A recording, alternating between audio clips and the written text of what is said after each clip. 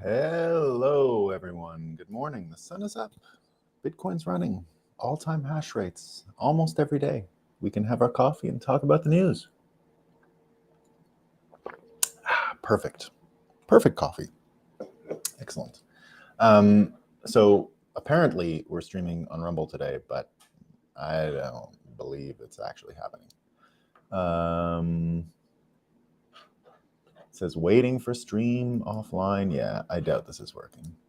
Don't know why, but we've tried a few times now, and we've had a few different troubles. We'll try again. We got closest today.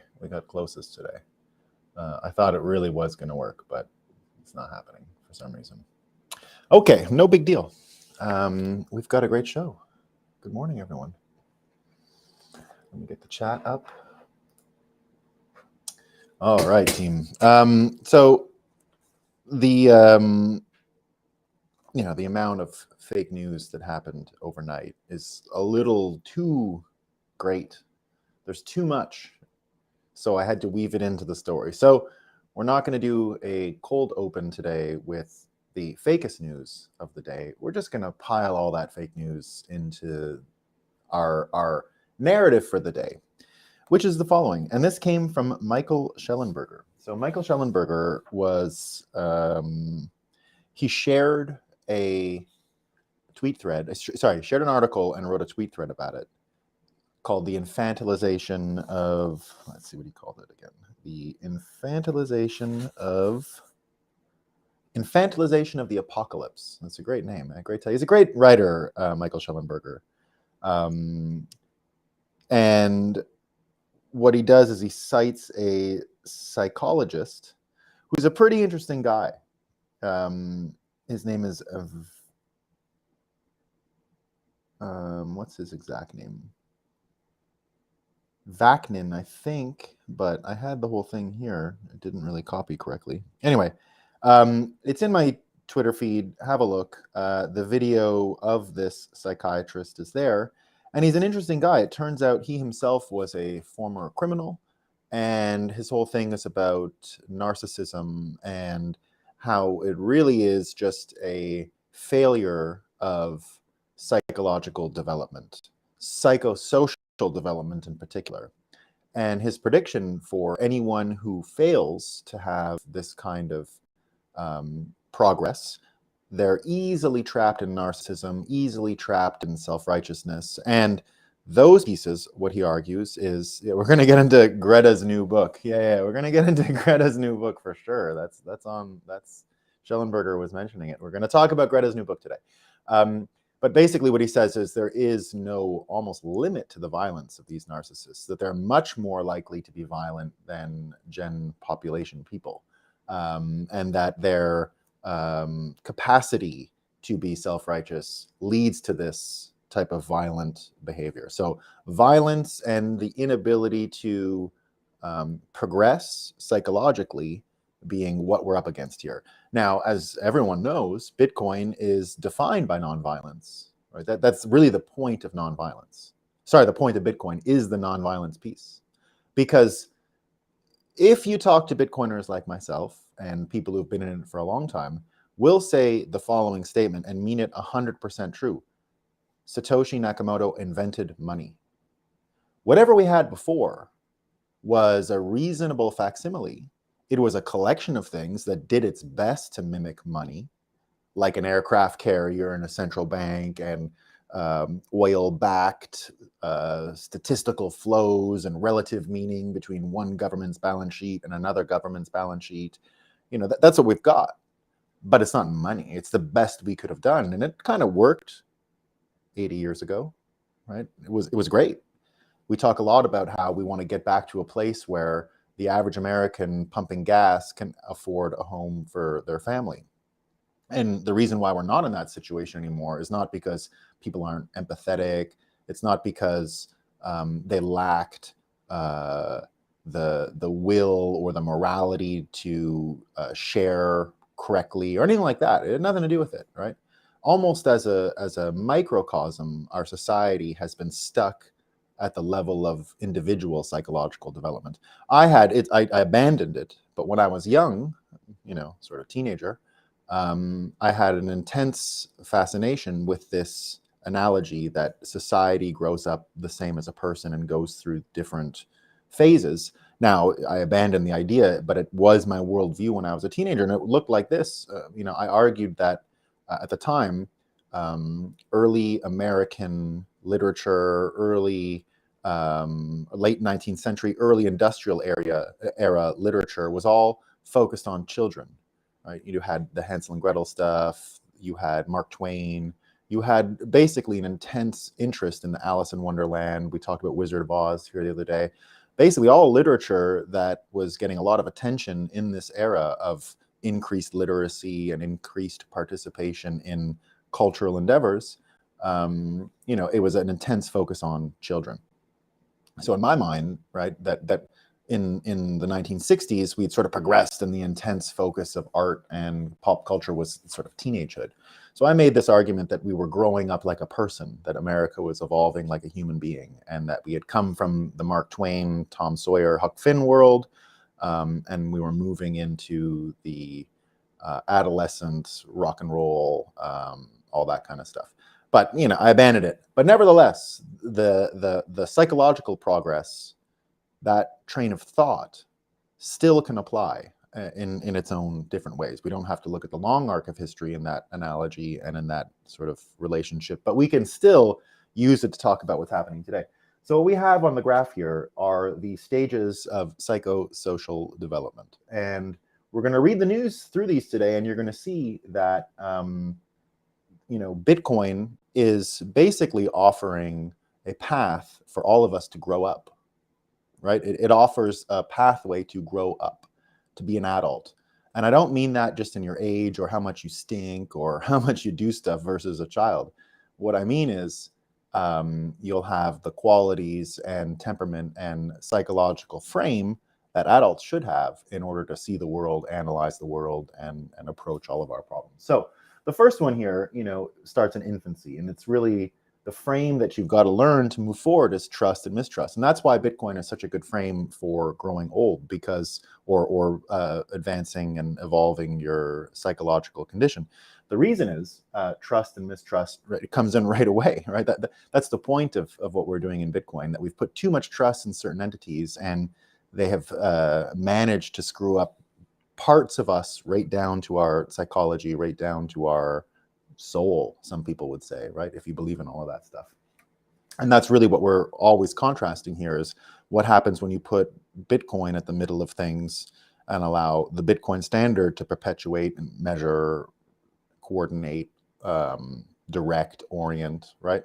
That's why we treat Bitcoin as a worldview, because it does bring those things into focus versus the US dollar, which did the same, but managed to have all of these problems. So here's where we go.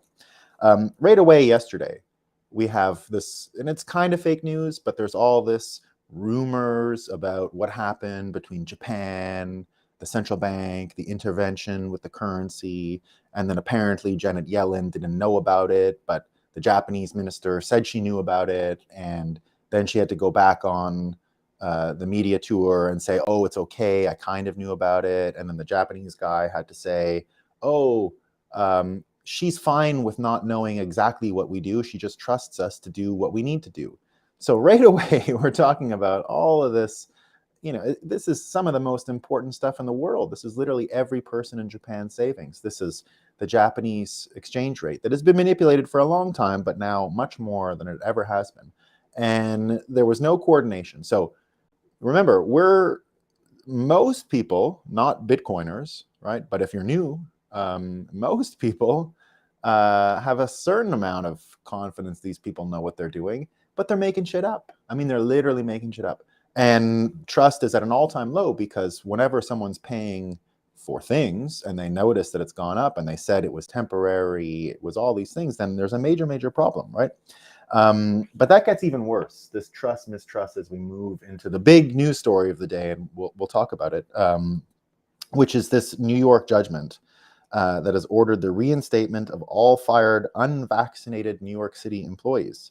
Ordered back pay, says the state violated rights, acted arbitrarily and capricious, and notes that, and this is from recent scientific findings on the vaccines, that being vaccinated does not prevent an individual from contracting or transmitting COVID-19. Now, we're never on this show going to talk about your vaccine status. I don't care. I don't care if you got it, if you didn't get it. I'm not even going to try and prove if they work or they didn't work. I don't care, right? There's nothing to do with it. We're not even going to say that they were dangerous in this way or dangerous in that way. We're not even going to say if the court was correct in its assessment, right? Who knows, right? That's not what we're here for. What we're here to talk about is that many people were not allowed to choose. Many people were forced into different situations. And there were a million excuses given, a million reasons given. But in any event, autonomy, right? So it goes from trust to mistrust, and then it goes from autonomy. Then it moves into autonomy, shame versus shame and doubt. So where it's green, that's sort of the psychological condition you want to reach. That's affirmation and progress and evolution. The red one is if you fail at that stage. So right away, it's trust, mistrust, right? That's baby bottle, infancy, and what's going to happen. The next one is early childhood. I've got a toilet here because that's what we're talking about, autonomy versus shame and doubt, right? So I've got kids that are in this early childhood and preschool, school area, and the autonomy piece is super important, right? Like making them tie their own shoes, making them go to the washroom on their own. My kids were really young when they learned how to use the toilet on their own and all those things. And you should see the amount of confidence they get from being able to put their own shoes on and go outside. And that's something that this era of children didn't have as much, I'd say, as the millennials and then the Gen X kids who were just left on their own device. Parents just said, go do whatever you want, eat dessert for breakfast and have a good day, and we'll see you at dinner time. That world is gone. But autonomy came from it, and it was a really good thing in a certain sense. But now we've got all this story about people not being able to make their own choices. Zuby, right? We love Zuby. Zuby spoke at Bitcoin 2022 in Miami, and he might be back again this year. And Zuby weighs in, and he's the same. He says it exactly the way I say it. I'm not interested in the Rona nor vaccines. I'm hyper aware of how many people have been screwed over in their name, and want there to be accountability and justice for all the wrong that has been done and that still persists. Balance has not been restored yet. They can't screw over billions of people for 2+ years and then casually move on as if none of it ever happened. Life doesn't work like that. The truth wins in the end. And that's what I think is going to happen. My prediction here is that there's so much resentment, there's so much anger that got bottled up from forcibly making folks make this choice that either the people who got it have the shame and doubt, right? The regret of getting it. Some people don't have that. Some people are fine. And once again, we're not making any prescriptions. We don't know anything, right? Like I've said it a million times in this show. The whole thing, do your own research, it's dumb. It's a dumb look. It's stupid. We look dumb when we do it, right? I can't make any sense of any of the data around vaccines. It's all garbage. I wish there was one study, but the percentage of scientific information available about the vaccines or the virus or whatever on Twitter is zero. Right? There's none of it's good. Now, a court said, this person said, we found out that one of the vaccine companies didn't even test transmission. That's not exactly true. They just found out there was no reason to keep testing because it wasn't giving them the results they wanted, right? So again, we don't know anything about it.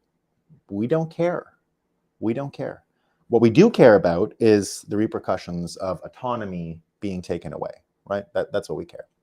And that's what's going to play out, because now you've got the White House spokesperson, right? The White House spokesperson. She said this yesterday. All this context, right?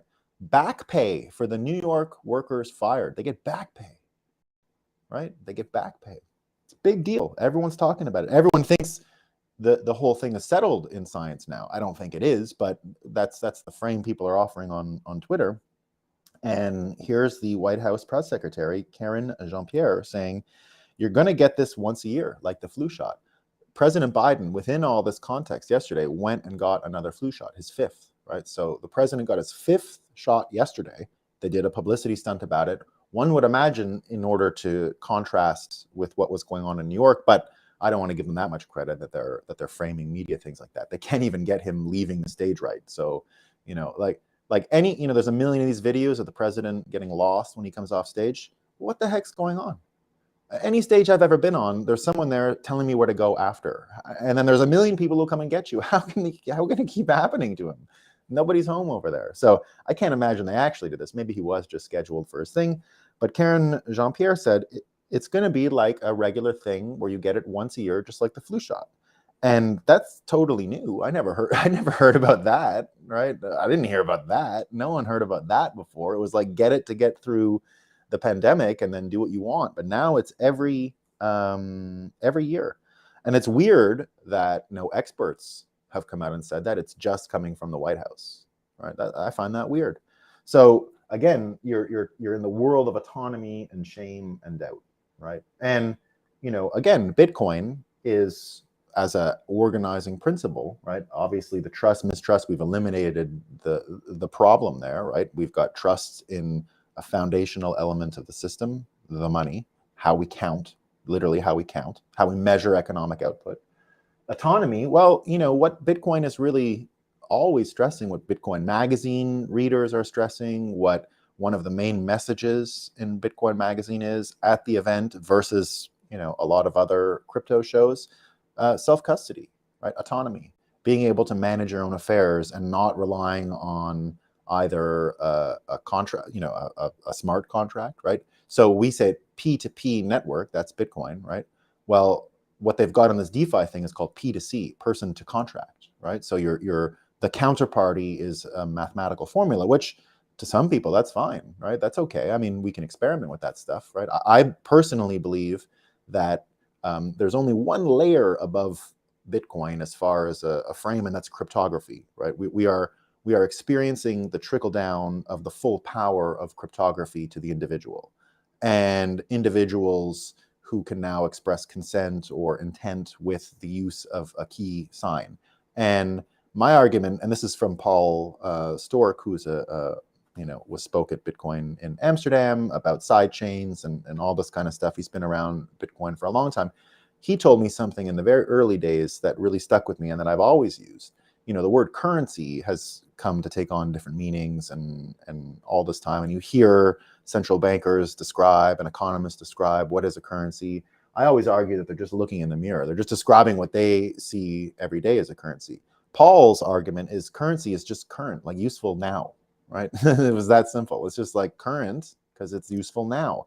A big block of gold is not that useful now, so you had to create something that had current. Current could move quickly and was always useful. And in an era of digital connectedness, cryptographic keys are the obvious currency, right? And that's what we're really dealing with. We're dealing with something that before World War II was never used by general population, was only used for war, state actors. After World War II, it was understood right away how powerful this was because it actually turned the tide of the war. The Nazi Enigma war machine, if you ever saw that movie Imitation Game, that's really what they're getting at, right? That cryptography became this huge piece. And that's why after World War II, it was counted as a munition, as a bullet, as a gun or whatever. That's why Adam Back, if you didn't know this, the guy who created proof of work, right? Cited in Satoshi's white paper, used to wear a t-shirt that had a kind of like a QR code on it. And the QR code was cryptographic information, which therefore made it a munition. And so he used to wear it across borders, this t-shirt. A lot of the cypherpunks in the early days did that, where they would wear these t-shirts, which themselves were illegal because you were exporting commercial military grade cryptographic tools. And so it took a long time for cryptography to be shared with the public, but there was no choice once the internet came along and inventions happened and a civilian innovation happened, public key cryptography, which wasn't created by the military. The first civilian innovation in cryptography in 600 years, right? Everything else had been from governments and military. Splitting of the keys into public and private was a private sector innovation by 2 or 3 people, and is in fact the basis of Bitcoin and is what Bitcoin actually is. It's not a coin. It's cryptographic keys writing on a ledger, right? And the keys give you the read-write access, and the keys themselves are the currency. That's what we're saying, right? Keys are currency. So autonomy is a major part, and of course, there's shame if you would lose your Bitcoin, right? Of course, but that's why the responsibility here. That's what growing up is all about, right? Next here in preschool, we have initiative and guilt. Initiative and guilt. And that's where we get into some of the stuff around ESG and Greta's new book. So initiative and guilt really works with, and I think Michael Schellenberger is a great contrast to Greta and all that stuff. So Schellenberger wrote the book Apocalypse Never, right? Not Apocalypse Now, Apocalypse Never. He's basically got all of American nuclear policy to do with the 180 that we've all witnessed. Nuclear policy went from don't do it, terrible in America, 3 Mile Island, shut it all down. And much of the world, with the exception of France, right? France, we can always give them credit for being different on that and never giving up on nuclear. Japan gave up on it for a little while after Fukushima and the big earthquake there and the tsunami. And but I remember in the years that I lived in Japan just before the tsunami. I've been back a few times since, but I lived there before. You'd see the nuclear reactors all over the place. Everything was nuclear. Same as in France. I lived in France. You drive around the countryside there and you'll see the big towers, the cooling towers. They're all over the place. So what Schellenberger did yesterday is he wrote this or published this piece, Infantilization of the Apocalypse, with this narcissistic abuse and victim aggression psychiatrist, who, as I said, was a criminal themselves, understands the criminal mind, because it's sort of almost a frontier in psychology, because you have someone who fought their way out of it, who's now become a leading thinker in the space. Pretty interesting stuff. And here's what he says, right? Certain people are prone to adopt victimhood as an identity. Victimhood endows their life with meaning. They would seek to be victims even in the situation where they would not have been victimized otherwise. When they are not victimized, they push you to become victimized. The infiltration of narcissists and psychopaths is universal in these victimhood movements, and they become the public face of the movement.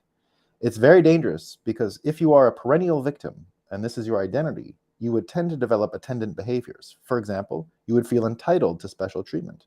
And if you don't get this special treatment, you'll become aggressive. If a person laments they are a victim in this narcissistic age, it should be a red flag that they are likely a perpetrator. Part and parcel of our narcissistic culture is black and white dichotomous thinking, known as splitting, which this psychiatrist defines as primitive defense mechanism and regressive thinking consistent with narcissism. Schellenberger says, sounds familiar? And then he mentions this. Everyone says that there is no black and white issue, but I think this is. Either we go on as a civilization or we don't. Guess who wrote that? Right? Guess.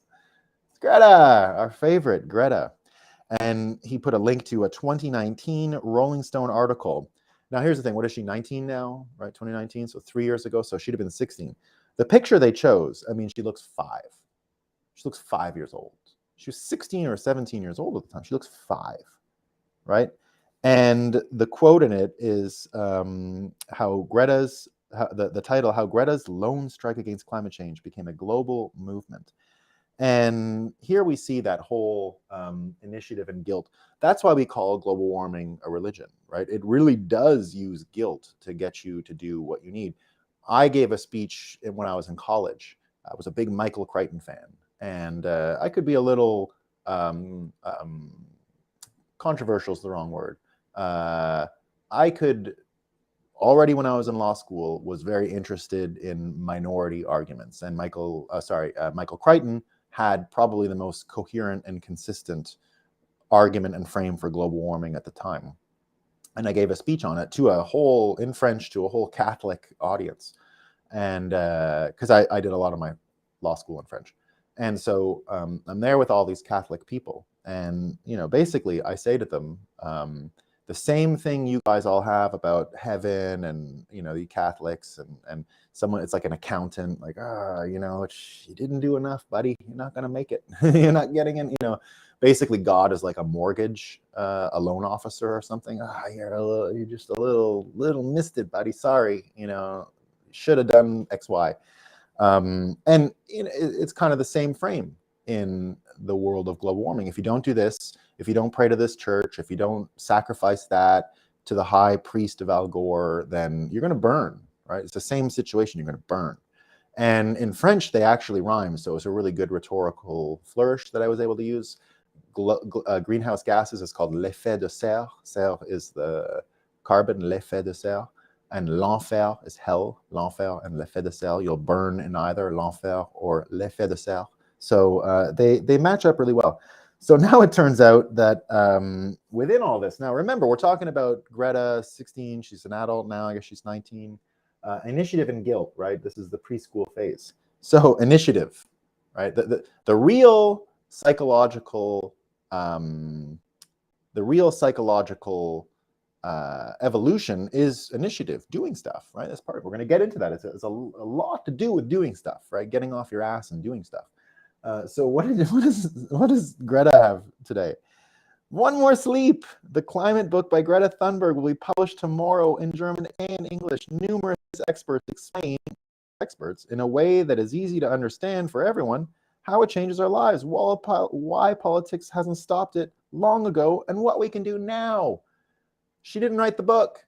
It's a bunch of people, experts, more experts, that wrote articles and tried to make them dumb enough so that Greta could understand it, and her audience, who's, you know, her level, could understand it, right? So she didn't write shit. There's no Greta, but she put her name on a book, right? She put her name on a book. So Greta didn't take much initiative here.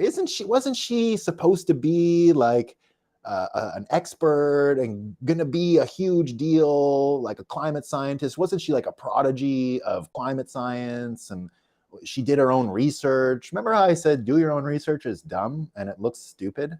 You'd look like an idiot when you do your own research, right? Your guess is as good as mine. So I guess they're just going to abandon her being talented, a rising climatologist. She's, you know, just another idiot. And they stuck her name on a thing. It's a licensing deal. She gets licensing deals. She got a licensing deal, except in this case, it's with, you know, people who basically couldn't sell anything because they're boring academics and their whole thing is stupid. And the only way for anyone to read their article is to throw Greta's brand on it, and then maybe someone will read the dumb thing, right? So, you know, initiative is a big deal, right? And Greta doesn't have much initiative. She can cry about stuff, right? And that can work, but not so well. What about in you know, you move from trust, mistrust in infancy, early childhood, you know, you got to learn how to be autonomous, or you'll get shame and doubt if you don't become autonomous, you know, or you'll take initiative as you get older. If you don't, guilt will replace it, right? If you don't take initiative, you're going to worry more about the world ending, you know? So Greta didn't take initiative writing a book, right? So she's just going to worry more. Is the prediction that this would come up with, and that's probably what it looks like, right? Is Greta going to admit what Michael Schellenberger said, that we got nothing to worry about because it's just an engineering problem now, right? It's not even like a political will problem. It's not even like a priority problem. It's literally just a bunch of engineers and a bit of finance, which we'll take care of with Bitcoin, right? Don't ever worry about the build out of nuclear energy. Bitcoin itself is going to flex its abilities as a financing tool in order to coordinate the construction of thousands of nuclear reactors are going to come online because of Bitcoin. They're going to be the number one biggest buyer. You know, these states that are trying to make good policies on energy and have a carbon neutral grid and all that, they have no money. They're stupid. They're done. They put all their trust in these banks and all that, and they're going to have to deal with the repercussions. And they say, oh, in America, you know, like what we hear with the Japan argument when we first started, right? The thing that's going on in world finance is everyone is trying to get more US dollars to pay their bills. So it's going to keep making that milkshake wrecking ball go stronger. Like American dollar is not going anywhere for the moment, right? It's going to remain super powerful. and it's going to smash all these other people. So right away, you've got this, difficult position. And what you're really talking about is, their ability to navigate, right? So we go through there, we get to the Gretta environment stuff. The next story here, as you grow up from preschool to school, is industry versus inferiority. So you're starting to see who's good at stuff and producing and who is worried about being left behind and no good and all these other things, right? So this is from today. So looks like Elon is ready to buy Twitter. Friday is probably the deal. He said he's going to get rid of 75% of staff. We talked about a few days ago on the show. So yesterday, the staff of Twitter did like a Parag thing. When Parag, we read that tweet when all of Elon's emails got leaked, and he's like, you have to spend time thinking about what your words do to the office here, and I've been spending all my time massaging people's egos because you said mean things. And if you remember Elon Musk's reply, what did you do this week? Right? Like, which is just the contrast of these feelings and how you were doing and what's going on, and we got to make people feel good versus get shit done, right? So we've got Twitter staff that had, first of all, the note is, a lot of crybaby stuff, right? So if you're looking for any adult type of behavior within the Twitter note, you're not going to find it, right? So it's a great example of inferiority.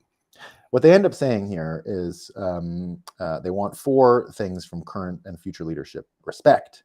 We demand leadership to respect the platform and the workers who maintain it by committing to preserving the current headcount. So you only respect it if you keep it the way it is. Safety. We demand that leadership does not discriminate against workers on the basis of their race, gender, disability, sexual orientation, or political beliefs.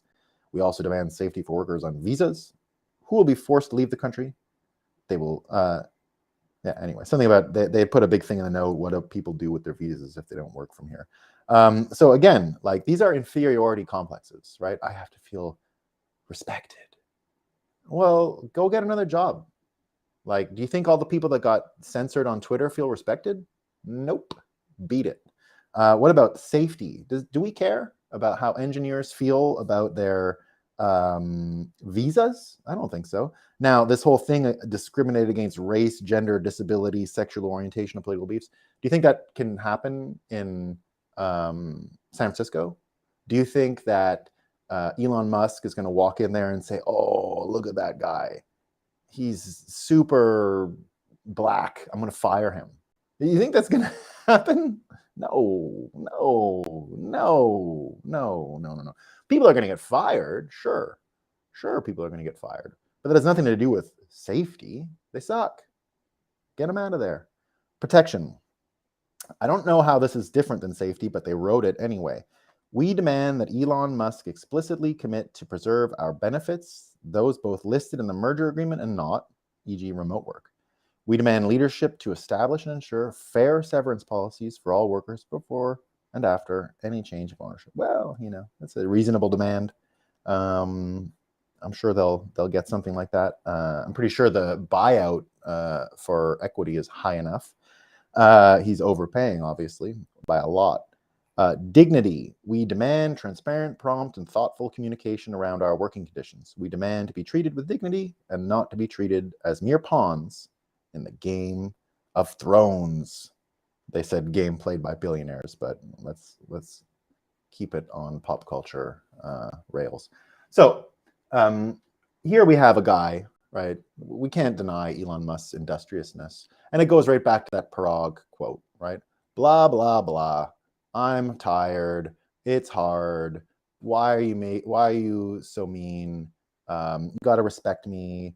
You got to make me feel safe and protected and dignified. And now remember, none of these things are actual quantifiable things, right? You can't, like, show me on a shelf a bit of dignity. What is that, right? Show me a bit of respect. What? Like, it's not a thing, right? These are ideas for children. They're for children. They're not for if you bring up any one of these things, it's under two conditions. It's for children or to give stupid people something to talk about. That's it. like make Twitter better, sure, but respect, safety, protection, dignity. That's not for smart people. That's not what engineers are going to think about when they're trying to build a better company, right? It's just nonsense. So right away, we see the contrast between industrious people and those who are worried about inferiority, right? It's not that you are categorized as inferior if you don't do it. It's that you'll feel inferior, right? These are psychological conditions. These aren't labels. These aren't names. They're feelings, right? They're how you would feel if this thing happened. So inferiority seems natural, right? What about identity, right? Identity is the next one. So you go from trust through early childhood, preschool, school. When you get to adolescence, right, you're in the world of identity versus role confusion, right? So we all know that the thing that everyone is concerned about in high school is their friends, right? The number one thing on a kid's mind, a teenager's mind, is what the friends are doing, what their friends think. This is one of the most intimate, difficult parts of growing up, because this is, don't forget, this is not individual psychological evolution. I would tend to use more of like a Jungian shadow type analysis to talk about that. We're talking about here is psychosocial development. So how you develop with other people in the context of, being in a society. So adolescence is all about identity or role confusion. And this reminds me a lot of the way the media has been handling the US debates. So yesterday we had the debate between Fetterman and Oz, Mehmet Oz, right, who was a TV star in the United States, and this guy Fetterman. So Fetterman had a stroke, right? We talk about a bunch on the show, and he can't really speak anymore.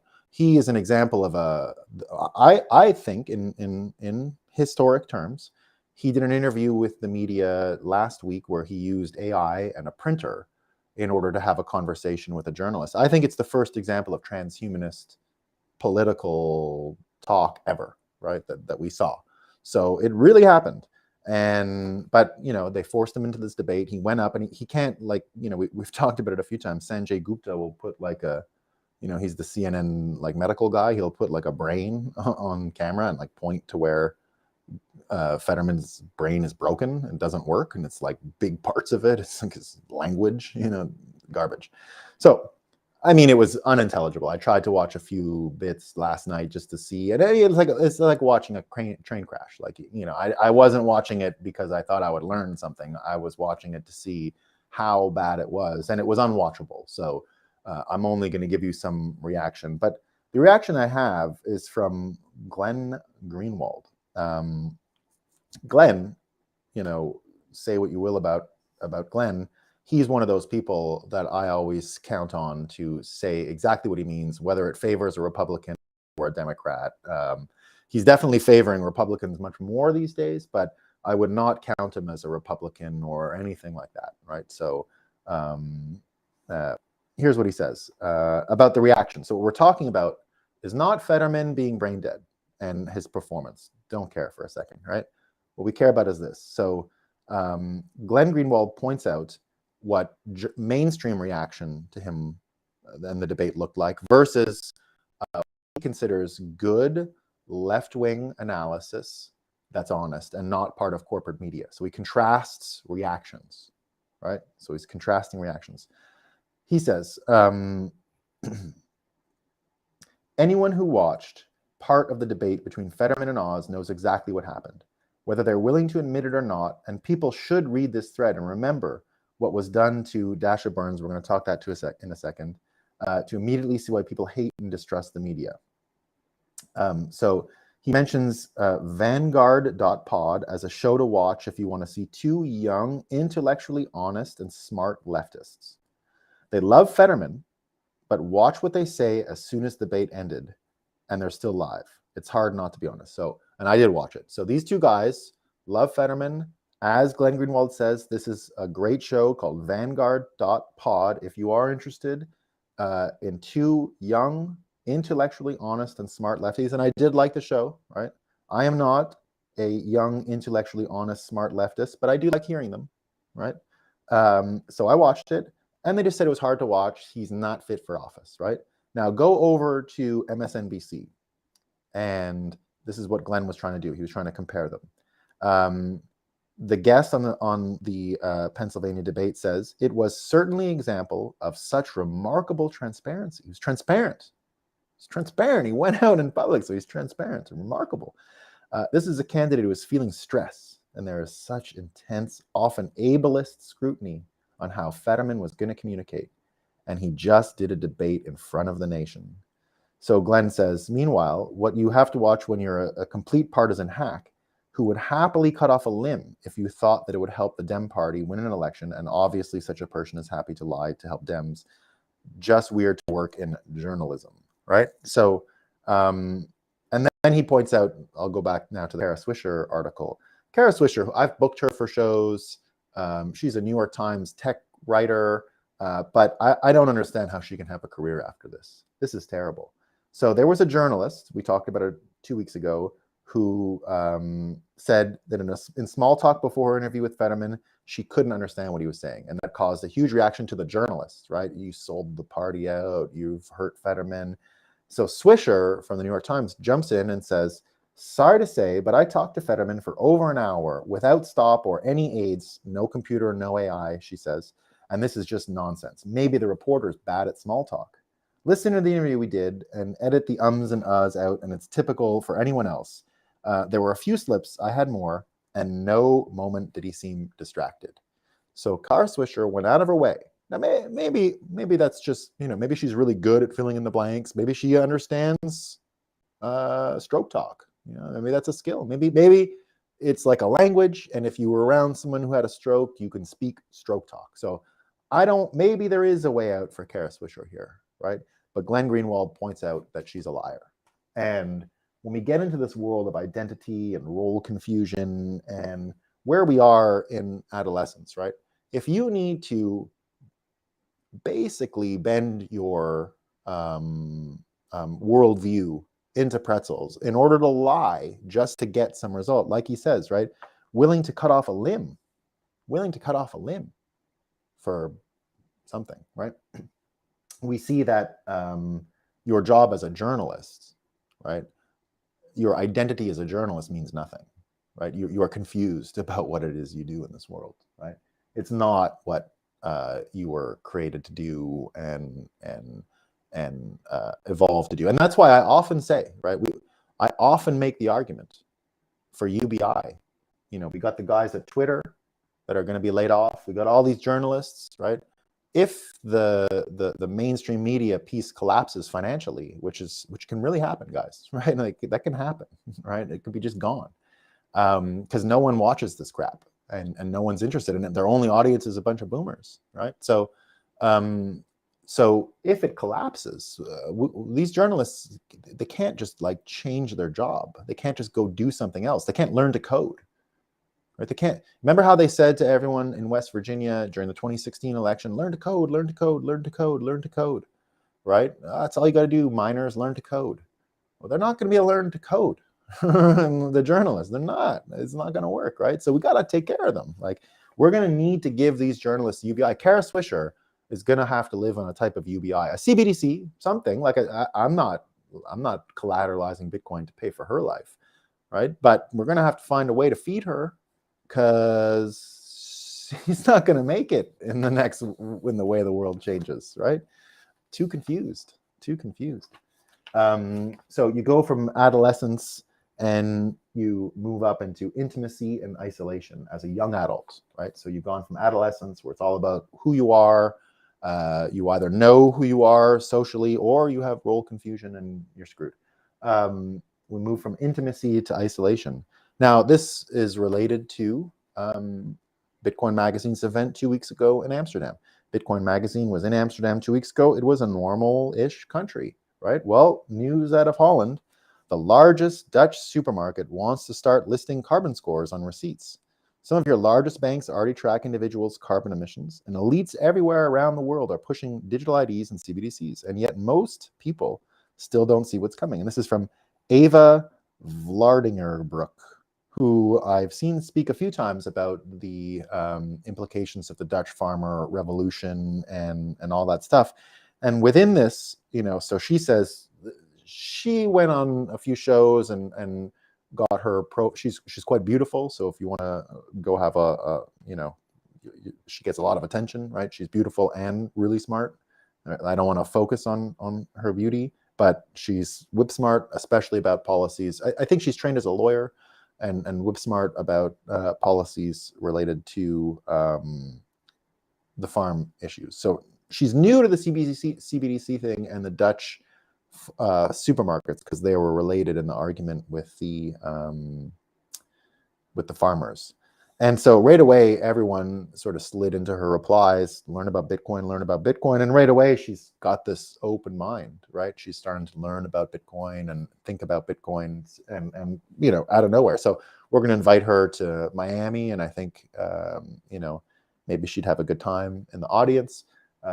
Maybe there's a place for her to talk about the Dutch farming situation. But all that to say, what we're really talking about here is this whole thing for the vaccines moving over to the CBDC world where you can't do this, you can't go in this grocery store, you can't have access to this. The thing we all got prepped for with vaccine mandate status obviously lends really well as a frame to start dividing people in a CBDC world on what you can consume and what you can't consume and these things.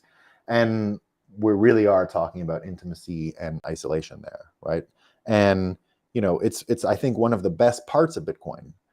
Everyone wants to love money, right? Everybody wants to love money. I love money because of Bitcoin. I didn't love money before. I was stressed and anxious and didn't get it, didn't have enough, wanted more, always wanting, right? And that does lead to a certain amount of isolation. If you program the money, it's even worse, right? If you don't do this, you can't go there. If you're not rich enough, you can't do this. If you don't have that money, you can't go there. And it's just more of this isolation. And imagine you already dislike money if you just don't have enough to buy a thing. Imagine if you don't have the right kind of money to go into a door to even meet a girl or a boy or whoever it is you're trying to meet, right? Big problems, big problems. And that's why this whole news about CBDCs in Holland, right, should be getting everyone's attention. So it really is about loving money or not, and Bitcoin again offers that frame where we can love money. Now, as you get older, right, you've gone from intimacy, isolation, you're a young adult, you might have met someone. Now you move into adulthood, and the major gap there is between generativity and stagnation. Are you creating? It's a little bit like industry and inferiority, right? It's a little bit like on that axis, except it's even more about producing external representations, examples, proof of work, right? This is proof of work. You're now at the proof of work stage of your life. And look what's going on right now, right? In the news, we've got the China-US decoupling, right? The China-US decoupling. It turns out that Apple is going to couple with India and Vietnam, and that almost all production of AirPods is going to move out of the country in 2022. They have The Economist did a whole, this is all from The Economist, The End of Apple's Affair with China is what it's titled. And then they have a really excellent graph that shows the percentage of things made in China now and how much it's going to fall in by 2025. So in 2 years and a bit. And it's dramatic. It's 20% cuts everywhere except the MacBook. The MacBook seems like it's going to only going down to about 5 or 6% will be made outside of China. But the iPhone, the iPad, the Apple Watch, all of it moving abroad. And if you flip that, right? So the products are leaving, the people are leaving, right? So we've talked about it a lot on the show. You've got something they call the run movement, right? It's called the run movement, which is that so many people are looking to leave China that it's this run movement. So the zero COVID thing has done it. But basically, global talent, no one's going to want to work there, right? Its ability to attract and produce things is becoming limited, or at least is affected by a new type of stagnation, right? A new type of stagnation. So as we go through life, right, and we get to that proof of work stage, you should have the energy to do a lot of this stuff. If you've missed a few of these, right, this can start to be hard, right? It really can. You can feel stagnant.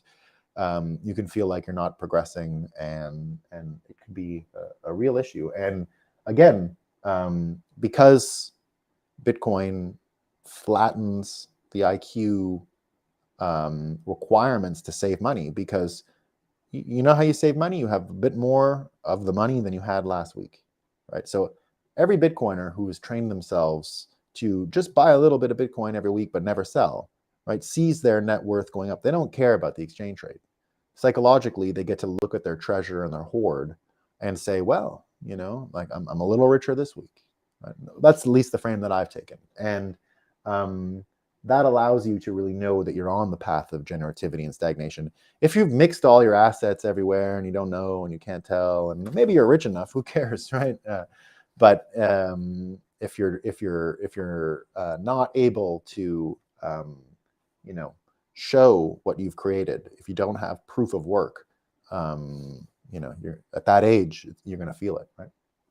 Finally, we're at the last stage of our lives, and that's when you're mature. And when you're mature, you've got these this last kind of dichotomy, and it's ego integrity. You are who you always said you were. You are who you think you are when you look in the mirror, or if you are not, you feel despair. And this story makes me feel like everyone's favorite US Senator, Bernie Sanders, has failed at his last stage of psychological development. Here's a guy who should have the ego integrity of someone who has had a successful life. I wouldn't say that Senator Bernie Sanders from my home state of Vermont has had an unsuccessful life, but after today, people might change their minds. So what did Bernie do? Well, if you remember, 2 days ago, we talked a little bit about a congressional letter from 30 Democrats saying, we just got to start peace negotiations. We just got to figure out a path to peace. Like we might have gone too far with only one voice, which is push it further. We got to stop Putin. We got to stop him at all costs. And so these 30 congressmen, put a letter together and said, let's just try and get something else. Right, let's just try and do something else. What did Bernie have to say about it? Well, Bernie said Tuesday that Russian invasion of Ukraine has to be resisted, and that the Congressional Progressive Caucus was right to so they ended up withdrawing the letter. This Progressive Caucus that said peace, please, or try to have peace, please, withdrew the letter because of political shenanigans, obviously. So Bernie says that the Congressional Progressive Caucus was right to withdraw the letter that urged President Biden to negotiate an end of the war with Russian President Vladimir Putin. I don't agree with that.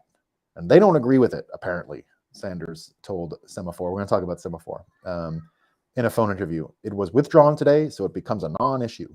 Sanders, who is launching a multi-state midterm campaign swing to help Democrats in tough races, remained committed to supporting Ukraine from a major power invading and causing mass destruction.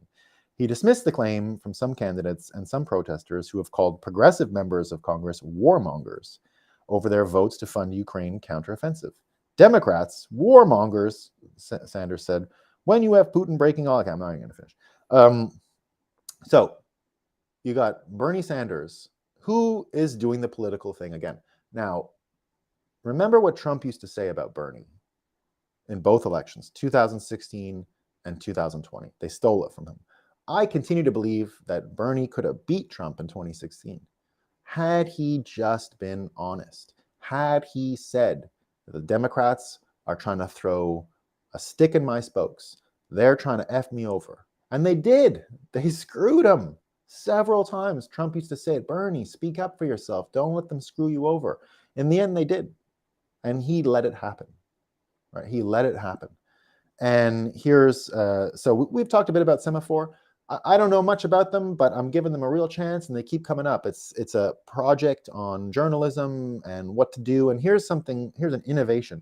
They give the whole quick article. I read most of it right here. Who, what, where, when, why. At the end, they offer the writer's view. It's called David's view. So here's what the author of the Semaphore article said.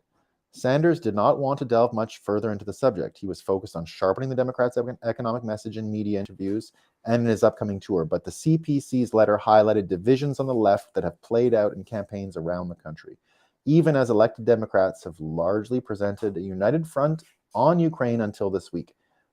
Former Republican Tulsi Gabbard's departure from the Democrat Party and her media tour, where she's accused Ukraine funding of actively pushing us to the brink of a nuclear holocaust, have been embraced by Republicans who want to end that funding if the party wins control of Congress. So what he's basically saying is Bernie did it because the talking points get used by the opposite party. He can't say what he means, blah, blah, blah. But if you're at the end of your life, all right, Bernie's done, right? He's not going to be president. He shouldn't run again. It's over. He's too old, right? That was his best contribution. That's the most he could do. Right, but now was that an example of ego integrity? Right, is anyone going to look back and even remember this failed primary candidate who was a senator for a useless, there aren't 500,000 people in the whole state, right? Like, it's just a little state, right? So how are we going to remember Bernie, right? I think he belongs to the world of despair with his mittens and all that shit, right? This is a guy who just basically sold everyone down the river at the last minute and didn't really care, right? So here's where we get the Bitcoin possibility, because go back to this trust and mistrust. It starts with the money, right? It starts with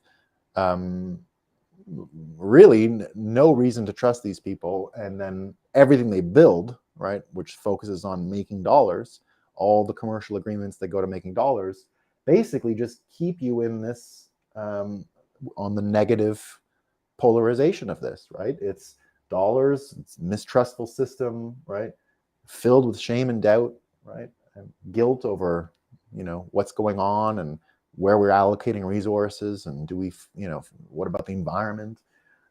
Inferiority, where you want to start a fight in America, you call someone poor and a loser, right? You want to start a fight in America, you don't call them a shithead or none of that's gonna work, right? You call someone a loser, it's on. It's a fucking fight, right? No one wants to be inferior in America, especially financially. Role confusion. Well, I mean, most of these people don't know anymore if they're journalists or if they're defending the party in power, right? They don't know. Usually in Canada, it's so bad that the whole media's job is to attack the opposition. They do nothing but attack the opposition in Canada, right? And it's sort of like that in the United States. Isolation. The CBDC is literally a tool designed to isolate people. There's nothing else that it can possibly achieve. The goal is to exclude, right? The goal is to make money worth something somewhere and not worth something elsewhere. That's what it does, right? Stagnation, well, I mean, that is easy to see in the world we live in when we're still belching out all this oil, even though we have created all of the innovation we require for nuclear energy. Anyone that says, what do we do with nuclear waste? That's a scam. It was fixed years ago, right? Don't even listen. That's a talking point, right? Already fixed. And finally, you end up in the world where, you get all these fiat people and it looks desperate, right? The whole thing looks desperate. Whereas, if you come talk to Bitcoiners, they'll tell you, we love our life and we love what the future is going to look like, right? There's no despair. It's individuation, right? We have become individuals within a collective and know our responsibilities, right? We've got trust in our financial system. We've got autonomy because we manage ourselves, right? We all show initiative. There's industry going all over. Identity is one of our least prescriptive aspects of what we do. It's kind of the whole philosophy is I'm not the boss of you and you're not the boss of me, and however you grow to become an individual within a group is up to you, right? But we've got a group in our world, plebs and lords and all these kinds of things, right? Intimacy and isolation. Well, you know, that's the reason why the time preference piece is so important to Bitcoiners, and falling in love and getting married is a priority, right? It's there. Generativity, I mean, that's every bit of the Bitcoin world, right? That's the proof of work, right? That's proof of work. That's what we do, right? And finally, ego integrity. I mean, you know, that's what we're up to. All right, team. That's all I got for today. Am I missing any news? I guess Rumble didn't work, huh? Crap. I got to figure that out. Says it was going to work, but it didn't. All right, team. Ciao, ciao.